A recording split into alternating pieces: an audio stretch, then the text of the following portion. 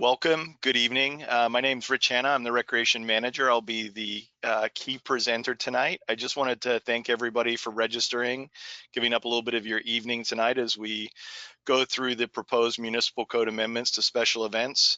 I'm hoping this presentation is informative, and I'll be moving through some slides. I also wanted to let you know that Jill Zachary, the Parks and Recreation Director, is participating in this webinar, along with Sarah Knowles, who will be the citywide special events coordinator. So if questions come up that I am unable to answer, I will be deferring to Sarah.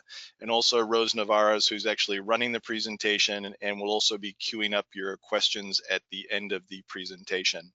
I'm excited about tonight's presentation as it provides an opportunity to share the work effort that has taken place to clarify the special event permitting process, improve customer service, and establish a streamlined and equitable process that further supports the rich history of special events in this community. Next slide, please.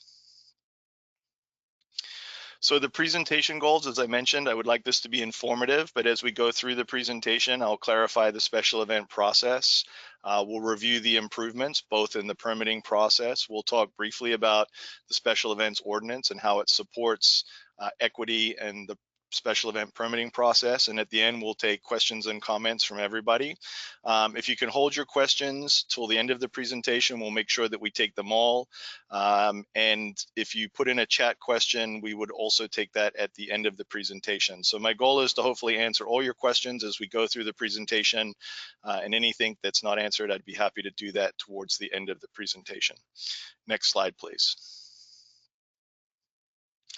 So really the nexus here is special events are vital. They're critical, and the city of Santa Barbara is proud to host a multitude of special community events. They are expressive, they enhance the quality of life, they contribute to the economic vitality of the city. For those of you that are special event organizers, you understand the role that they play in the city's vitality and how many people they bring to the community and how many people in the community really appreciate the vibrance and the way that they enhance life here in the city. The city on an annual basis processes 178 public special event permits each year. 65% of those are managed through the Parks and Recreation Department. 35% were traditionally processed through the Santa Barbara Police Department. So as this process is morphed through, having a citywide process that you would go to one department to manage all of your special event permitting needs, you'll see the nexus to why the Parks and Recreation Department will be the lead as we move forward.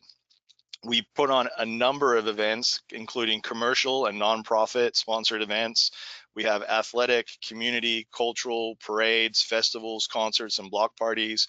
We have city-sponsored events, and we also have First Amendment events. Next slide, please. So one of the key things as we've gone through this process is we really felt there was a need to come out and actually define what a special event is.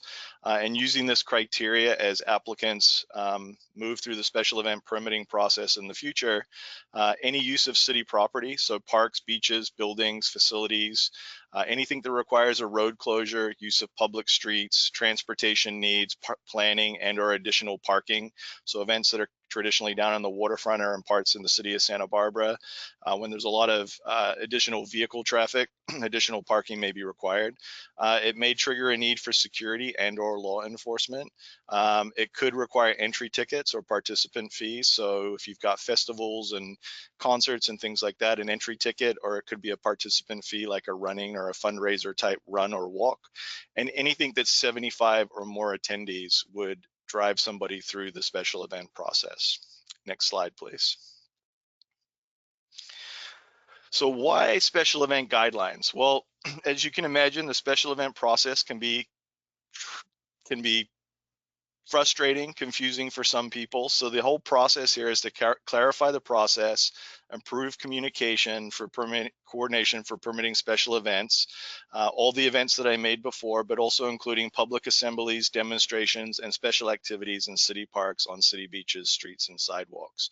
So the whole nexus here is, why do we have a set of guidelines? We've traditionally used guidelines. We've updated those guidelines.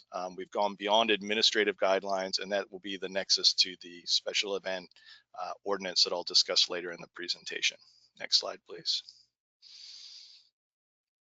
So what is involved in special event permitting? So as I mentioned, it requires significant planning, review, and permitting from multiple city departments. As you can imagine, we have a number of events, as I referenced early, but on any given Sunday in summer, we have the public that are trying to have public access to the beaches. If it's down in the waterfront area, at the same time, we may have a wedding and a reception in a park, a beach, or one of our facilities. We may have the Santa Barbara Arts and Crafts Show. We may have a running or a fundraising walk, and all of those things that could be occurring on the same day. So you can imagine from city staff's perspective and from an event organizer's perspective, or somebody that's just having an event in the waterfront, how complicated this process could be. So we've worked to kind of streamline that. It involves multiple departments. So even though Parks and Recreation would be the lead agency that you'll be working with, it also involves support from the finance department as it relates to business licenses and insurance, waterfront department for parking, fire, police, public works, and community development. For public works, it's transportation, street closures, and downtown parking. We also have input from the city administrator and the city attorney's office. And the city has historically used administrative guidelines to process these special events. And I think as we've gone through and morphed through the use of these administrative guidelines, we've done our best to clarify them under some new special event guidelines to assist event coordinators and organizers, and then capture that with the special event ordinance. Next slide, please. So why an ordinance? Well, the proposed special events ordinance, it honors the valued tradition of hosting hundreds of special events by providing a simplified process for obtaining a special events permit. It provides clarity, consistency, and coordination with permitting and managing special events. So by coming through a one-stop shop, we'll be able to ensure that there's clarity, consistency, and coordination that you're receiving between the city and you as the special event organizer. It minimizes impacts to regular and ordinary use of city property. So as you've heard, we use anything from beaches to parks to streets to facilities to facilitate our special events here in the community. And sometimes we use all of those assets to facilitate a special event. And we also want to make sure that it ensures for the health and safety of persons attending an event. And so that could be a participant and or a spectator. Next slide, please. We also wanted to make sure that the special events ordinance commits to preserving the freedom of speech and expression rights protected by the First Amendment of the United States Constitution. It will protect the expression of ideas and the right to protest and for peaceful assembly, and it avoids unnecessarily burdening free speech and leaves open, ample opportunities for expression. Another thing that this community, this city is extremely proud of, in addition to the rich history we have for providing other public special events. Next slide, please. So as we've gone through the changes to the special event guidelines to ensure consistency and clarity, we also wanted to make sure that we assembled all of these things under one section of the Santa Barbara Municipal Code. So moving forward, we used to have the directions or guidance in two different parts of the Municipal Code. One was in section 15 of Parks and Recreation, Beaches and Parks, and the other one was in Title IX, Public Peace and Safety. At this point, moving forward, we're adding a special section 15.17, which will speak specifically to special events in city parks and on city beaches, streets, sidewalks, and plazas. And as part of that, we'll be repealing chapter 9.12, which permits and regulations for parades, athletic events, and other events requiring the close of streets and other public rights of way. All of those things will now live in section 15.17 of the Municipal Code. Next slide, please. So as we've gone through this process, there's a couple things we wanted to make sure that we did. We went through and we reviewed existing information and how we process special events. We looked at opportunities to improve the city's current special event permitting process.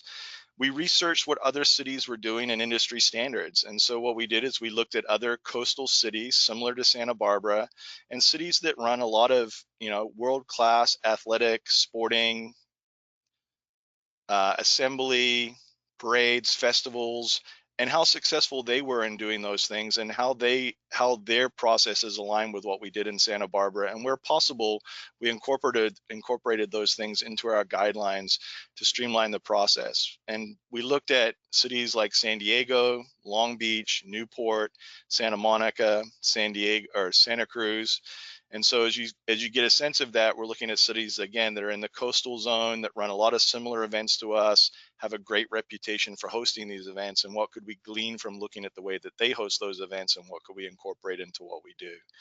We wanted to go through and clarify roles to improve internal coordination and communication within the city. At times, we've got numerous city staff working on these in different offices throughout the city, so we wanted to make sure we simplified that both from an internal communication and coordination perspective, but also for the customer. And then we've developed enhanced customer service with permit process efficiencies. Next slide, please. So some of the key objectives to improve special events here in the city of Santa Barbara, we've implemented a standardized citywide process. So as I've referenced before, every special event process permit will be initiated and completed through the Parks and Recreation Department with help from other departments, because they are the experts in providing guidance to the city and to special event organizers for a safe event. We've enhanced customer service for event organizers, and we've done that by developing a comprehensive special event guideline, and I'll talk about that slightly more in future slides. We've also designated a special events coordinator. I referenced Sarah Knowles earlier in the presentation. She's the Parks and Recreation Special Events Coordinator. She'll now be taking on a larger role to support citywide special events. And we've also developed a dedicated special event webpage. One of the things we noted when we looked at those other cities I referenced earlier is that they all have designated web pages which provide a wealth of information, a one-stop kind of permitting process, but one place for an event organizer, for somebody to go to get all the information that they need to obtain to successfully move through the permitting process, along with all the contact numbers and fees that may be associated with your special event. So when you enter this process, you have all that information at your fingertips before even deciding which date and when and what type of event you may be hosting.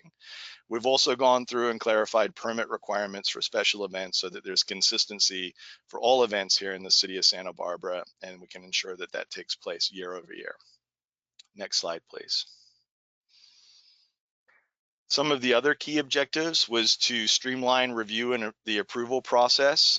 So when we looked at other cities, we were fortunate enough to find out that Acela, which is an automated or is an electronic permitting feature that other cities use. It allows us to automate the special events application and permit processes. So as you enter into your special event permit application process, whether you see the term Acela or not, you'll enter a portal that allows us to essentially share information across the city spectrum, get information back and provide that to the event coordinator in a concise way. We've also created staff efficiencies. I talked briefly about the lead department, but we were also going to maintain respective department roles. I think it would be unfair for Sarah to be the expert on everything fire or police related, or even street closures for that matter, but they'll all play a key role in providing information into the Acela that we can then share back with the event organizer. And then as questions come back from the event organizer, we can share that out to other city departments to get those answers for you, rather than having the event organizer having to contact multiple departments as you move through the special event process. We also evaluated the need for law enforcement, whether that's use of security staff and event volunteers to augment law enforcement services where feasible. Some of the information that we received back as we were going through this process was a strong desire to have law enforcement at some level, even if it's complementary to event volunteers, and security services, because they're so connected to the local emergency medical services and other types of emergency response services. So we looked at that, and at the recommendation moving forward, there is an opportunity to use, when approved for the right reasons, security staff and event volunteers to augment law enforcement. Next slide, please. One of the other things that we took away from looking at other cities and how they process this was really defining clear permitting paths. And what we did is we provided this graphic. It will live on the special events website. We determined there's 4 types of events that traditionally take place in this city, and frankly, most of the other cities that we researched. We have a first-time event, and a first-time event has a completely different permitting path than a returning event. We've looked at how we can streamline the returning events, the events that happen year over year. You know, the Acela system allows the event applicant to actually clone that information, create a new permit, put in their dates and any changes for the subsequent year without actually reinventing the entire special event permit process. We also developed a permitting path for city-sponsored events. There are certain events in the city, Fiesta, Solstice, just to name two. Earth Day would be a third, but there's others that either receive financial or in-kind services from the city. And so those types of events that are city-sponsored would enter a different portal of the Acela module. It would allow you to request the services that have been indicated in your contract or your agreement with the city.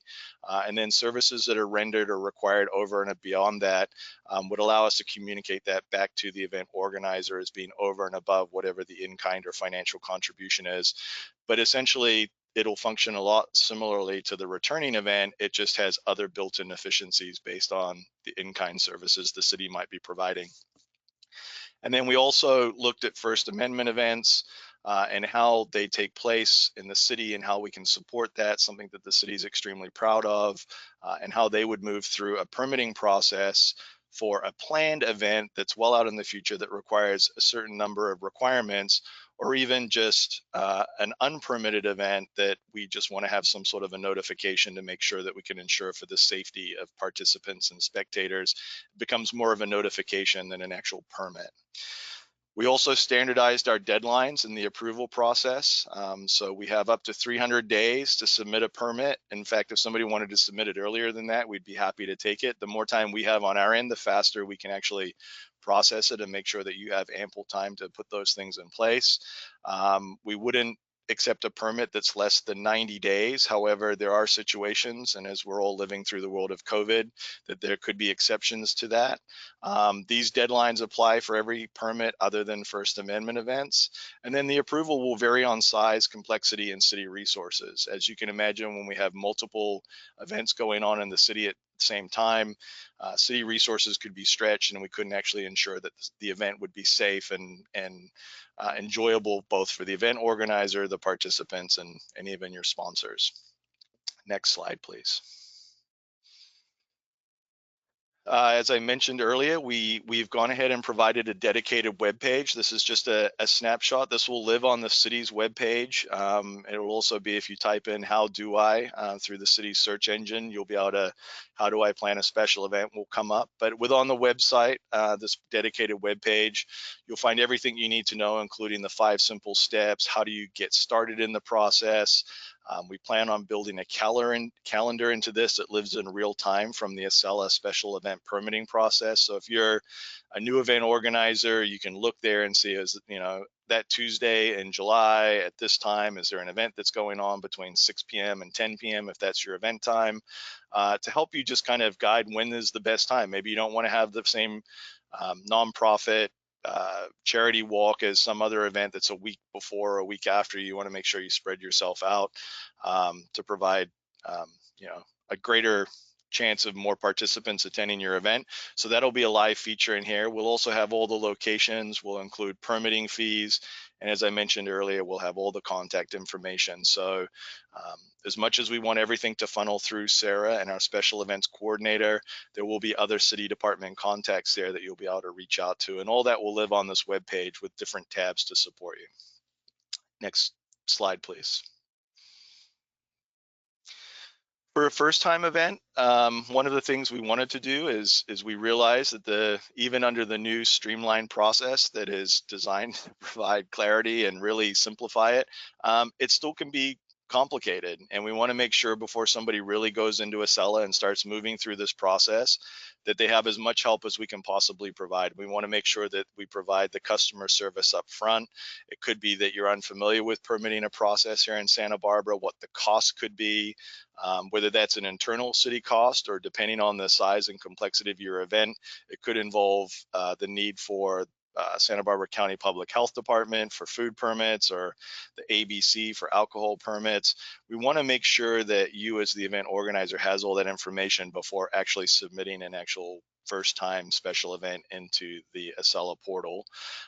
We also want to make sure you're aware of any existing conflicts or impacts from hosting your event. As I referenced earlier in the presentation, multiple events on the same day or very close together. And the whole process could be overwhelming, confusing, and frustrating. So we want to make sure that we assist you up front. Once you're into the system, you've made those decisions, then we'll continue to assist you as you move through the process, but hopefully reduce some of the angst that you may encounter if you just started straight into the permitting software. Next slide, please.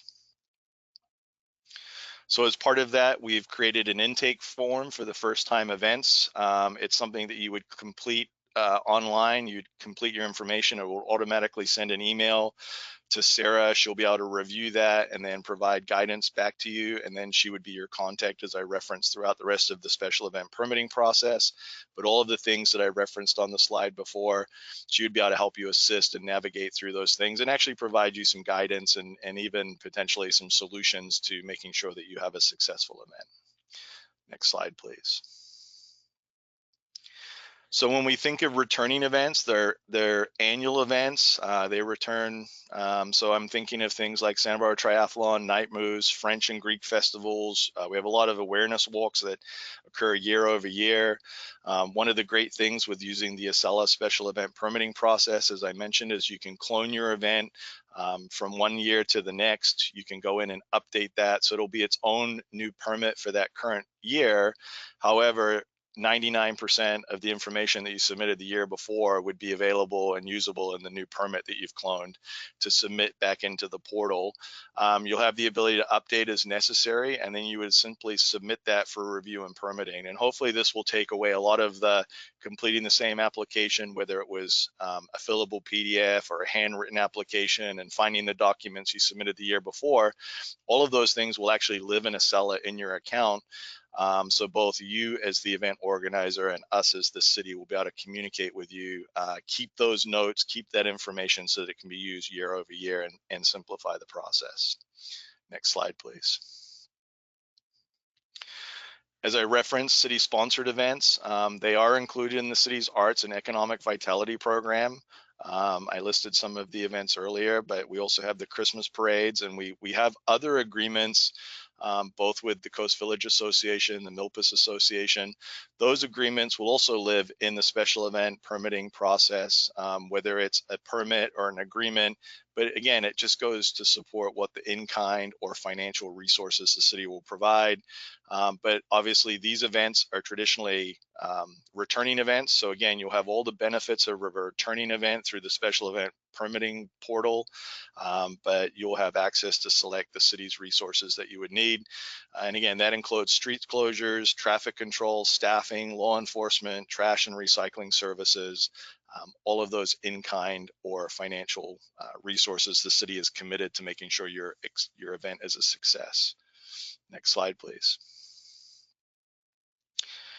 And we also wanted to capture First Amendment events in this. And as I've referenced throughout the presentation, there is a rich history and a commitment from the city to support these events for the purposes of expression, and they're protected by the First Amendment. There's really two types of First Amendment events, and as we were researching other cities to look at how they process these, we wanted to make sure that what we're doing is something similar to other cities, and I believe we've captured that in how we plan to permit or at least receive information about a First Amendment event. The first is a spontaneous event. That's something that's usually prompted by news or current events. And then there's also planned or annual or recurring First Amendment events. And there's two that we host every year in Santa Barbara. One is a Women's March. The other is the MLK celebration. And traditionally those events request, like a stage is set up in De La Guerra Plaza. They want to have the loop closed at De La Guerra Plaza. They may want to have vendors in there. They may be requiring street closures, those types of things. So it's different than more of a spontaneous event, and that would actually move through the special event permitting process. Next slide, please. So when we talk about a spontaneous First Amendment event, it often occurs less than 48 hours prior to the event. Special event permit is not required. All we're really asking is that advance notification is provided. And in doing so, it would help us make sure that there's no conflict with a permitted event. There are events that permit De La Guerra Plaza on an annual basis or on a first time basis. And we want to make sure there's no conflict between a spontaneous First Amendment event and somebody that's gone to great lengths to go ahead and permit their event there for their beneficiary or their fundraising cause. We want to make sure we provide for the safety of the public participants, and we allocate the necessary resources to do so, which could just be, necessary street closures, law enforcement, and/or fire, just to make sure that the event goes off safely. Next slide, please. The other event that I was referencing earlier is the planned First Amendment event. This is a special event that requires additional resources, and it could include street closures and fencing, stages, or other structures. We do provide relaxed insurance and indemnification requirements compared to other special events, but we're not able to deny a permit based on anticipated public opposition. So the difference here is if you're requiring a lot of ancillary support of your event as it relates to making your event successful, street closures and stages, it's different than a spontaneous event, which is within 48 hours. A lot of those things aren't required or not available to get up and running. And that's why we're separating one between a special event permit and the other between more of a notification format. Next slide, please. I just wanted to briefly talk about special event fees. As we've gone through our research, every city we looked at has a variety or a myriad of different fees as they charge. The key thing that I think is the takeaway here is we do have an application fee. It's $50. It's a flat fee, and that really just allows you to get all the resources and support, the customer service that we can help you provide a successful event, whether that event's hosted or not. Then in addition to that, event organizers maybe assist other city permit fees, department rates, fees, as it relates to personnel or resources that may be required for your event. And or if there's repair and or we have to restore public property based on damage following an event. This does not include events or fees that you may be charged by an outside organization. So if you're working with Marburg or for your recycling or any of your trash needs, if you're working with ABC for alcohol permits or Santa Barbara County Public Health for your food permits, those fees are over and above what we would be charging here in the city. And making a comparison to what I saw online as we were doing our research to what we charge here in the city, we're very low compared to other cities. And we hope to have all of these fees up in a consolidated way. So as you're planning your special event, again, this information will be included in this one-stop permitting website page and something that you can reference or staff will be referencing as they assist you through this process. Next slide, please.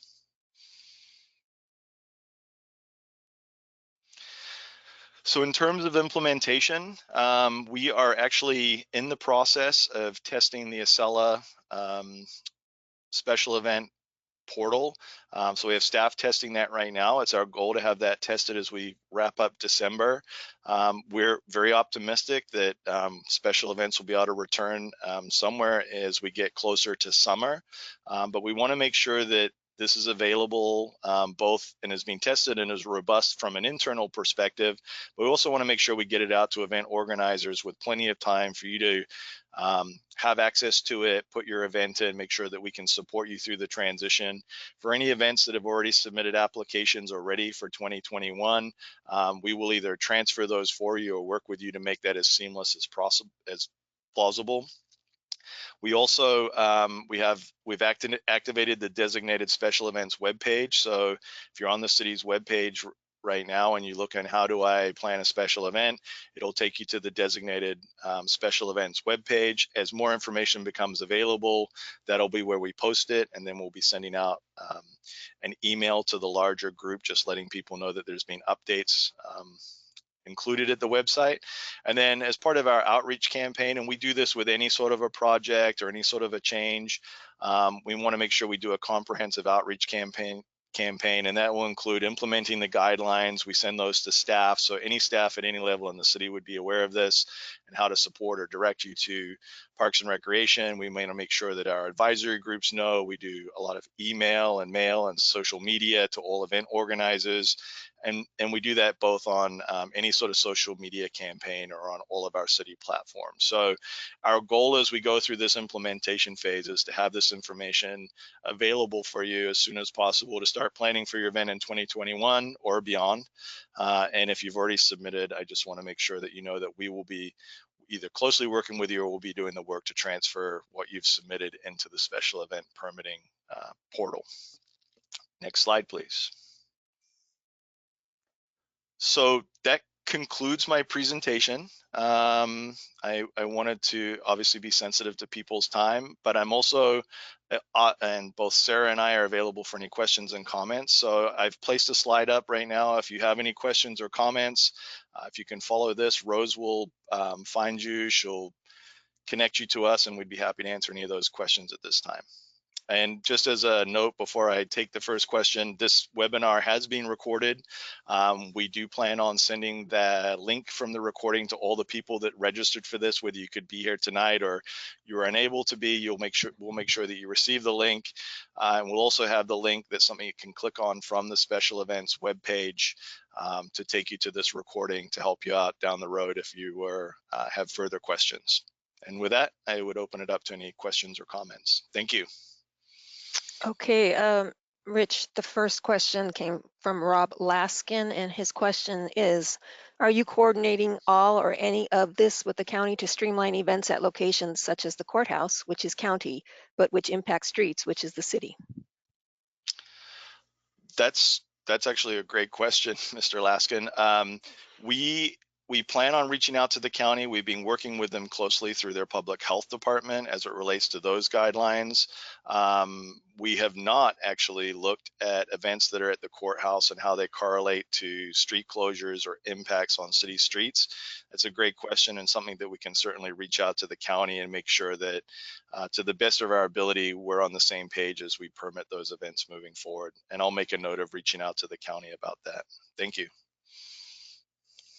Okay, the next question is from Bill Rupp, and the question is, would everyone complete the first time event application for the first year in the use of Acela? That's a great question, Mr. Rupp. I'm actually going to have Sarah Knowles come on and answer that question. She's been the person doing all of the implementation and testing in Acela. So I'll have her come on and answer that question for you. Thank you, Rich. The answer is, if you have hosted this event before in the city of Santa Barbara, you do not need to submit a first-time event inquiry. That's only intended for people who have never hosted an event here in the city and may be unfamiliar with our locations and our various requirements. So if you have hosted this event within the city of Santa Barbara before through the old process, you can just submit the standard special event application. Thank you. Okay, we had a raised hand, but it looks like maybe his question got answered. Mr. Dennis Johns, if you still have a question, can you please raise your hand again? The next question comes from Katie Schuette, or Schute? I don't know how to, I'm sorry, I'm mangling your name. The question is this also applicable for private events like weddings booked at parks and recreation locations like Cabrillo Arts Pavilion or Chase Palm Park Carousel House, or only larger impact events? That's a great question. So this is actually designed for public special events that occur in any of the parks, plazas, and facilities that we referenced earlier. We have a different set of guidelines for our indoor facility events. What I can tell you is that if your public special event incorporates use of the carousel house or other facilities, and it includes adjacent parks or street closures, we would actually direct you through the special event permitting process. If your event is contained to a facility for a wedding or one of our other locations for some sort of other private event, whether that's 75 people or not, you would move through the traditional facility booking permit process, and only if your event triggered specific needs that were related to special events would we assist you with those requirements, whether it's alcohol related, security related, but we would not direct you into the special event portal and manage it as a special event. Okay, and now Bill Rupp has raised his hand. You answered his question, now he's raising his hand. So, Mr. Rupp, if you will unmute yourself. I have unmuted you. You go ahead. Hi, this is Bill Rupp. One question, this is more for like maybe the next 6 months, but if we were to have a race, a virtual race, where we put people out at different times and stuff, I mean, what kind of a permit application are we gonna have to do? Hey, Bill, and thanks for putting on all these special event or running events and thinking of the community during this time. We've actually had several inquiries for these virtual races and or events here in the community. What I would encourage you to do is reach out to Sarah Knowles directly. We've had some recent requests through, I think it was Santa Barbara Half Marathon group, to do something that was virtual and similar in nature, and we had a lot of information we could provide them on how to do that successfully. And because it's virtual and doesn't require a lot of these street closures and other things, we really just provided guidance, and we didn't actually require them to go through the special event permitting process. If I've missed anything, I'd let Sarah come back on and add to that. Well, I have one thing to add then. It's basically what we do is it's for juniors under 18, because we can't get them to like go out and just do something. So we've been like having them come to a place, a specific spot, and then they run like 10 minutes apart. And so that everyone is socially distanced and all that. I mean, so what would we have to do for something like that? So it would actually be sort of organized, but you know, it would be not a regular race where there'd be a lot of people. Great question. I'll let Sarah answer that.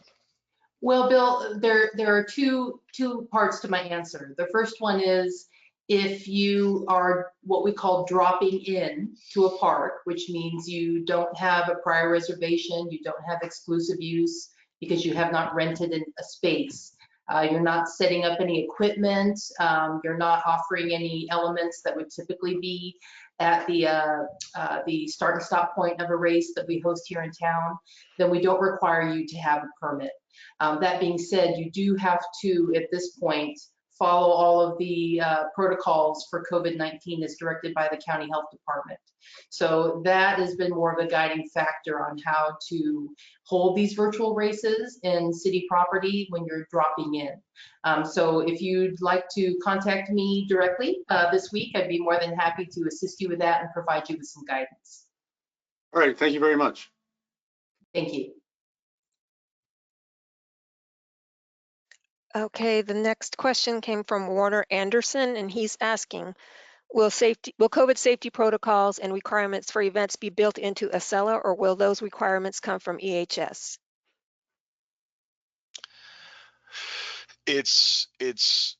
Well, that's actually a good question. And I'm going to defer to Sarah because, again, she's been developing the Acela. We do adhere to everything that's coming through EHS, so it will be part of the permitting process. I'm not sure to the degree that it'll be built into Acela, because we're hoping as we exit this current pandemic, it's not application criteria we'll need for future events. But Sarah, feel free to go ahead and answer the question. Thanks, Rich, and happy to have you back in town, Warner. Looking forward to working with you. Well, you know, the COVID protocols fluctuate so much. Every month we get a new update.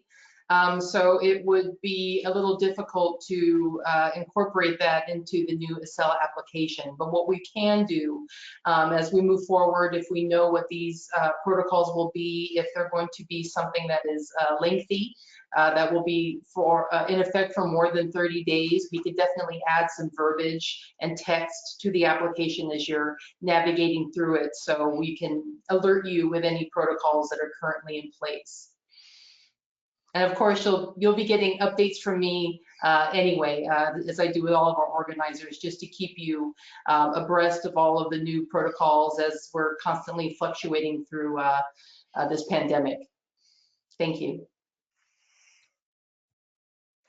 Okay, the next person would like to speak is Robin Elander. If you go ahead and unmute yourself. Go ahead. Hi, Rich. Hi, Sarah. Hi, Rich. This is a really great thing you guys are doing. I just wanted to give you guys kudos for putting this system together. I'm calling kind of wearing a few different hats. And I'm curious how, if you know now, and if you don't, that's totally okay, and we can work this out down the way. But I wanted to see how you might be wanting to involve the Downtown Santa Barbara organization with this effort, whether it's supporting different businesses along the way, and generally just wanted to lend my support for that. And then as we explore next steps with larger events, parades, and things like that with the transitions of State Street, I'm wondering if you all are the right people to start discussing how we might want to manage that, or if there are other individuals involved with that whole process. Hey, Robin, those are two great questions. So to answer your first question, working with the downtown organization, the short answer is yes. As we move, what we've seen over the last couple of years as events have either come to Santa Barbara or looked at creative ways, they're looking at different routes or ways to navigate the city to host their event. They also are looking to work with, Visit Santa Barbara because of the amount of participants or people they bring to the community for these events. So definitely what we've been doing up until this point has been directing them to work directly with those two agencies, but certainly would love to have some sort of a partnership there to make sure that everything's cohesive for use of those areas. As it relates to parades and festivals and uses of State Street, we're not there yet, although Parks and Recreation will be a significant part of that conversation as we move further forward.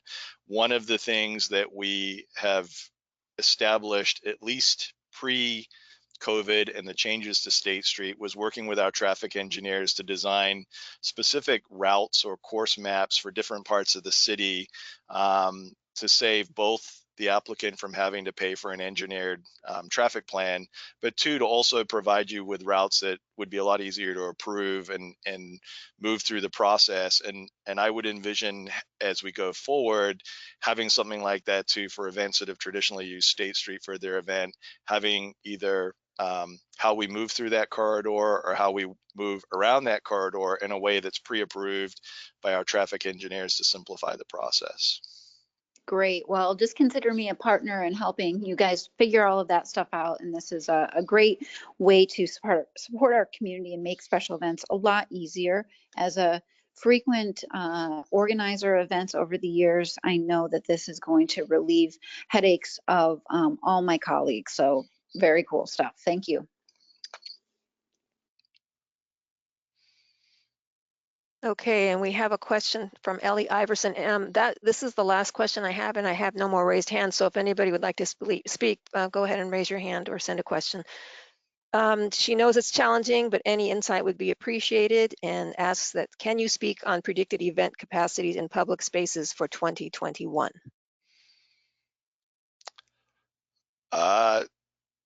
To be honest with you, no, I can't. And I say that honestly.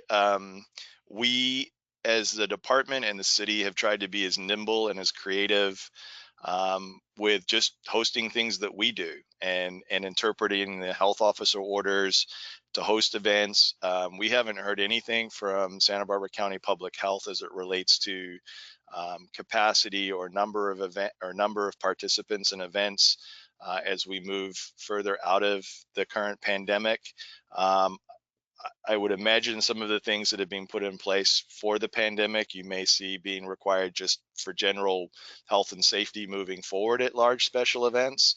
But we haven't heard anything from the county, but we're happy to be a resource, and the fact that you've signed up for this webinar, any information that we receive moving forward as it relates to special events, we'll be looking to communicate that out to this group and then via the website as well. And Sarah, I don't know if you've heard anything different than I have, but we're kind of living it the same as everybody else, unfortunately. Okay.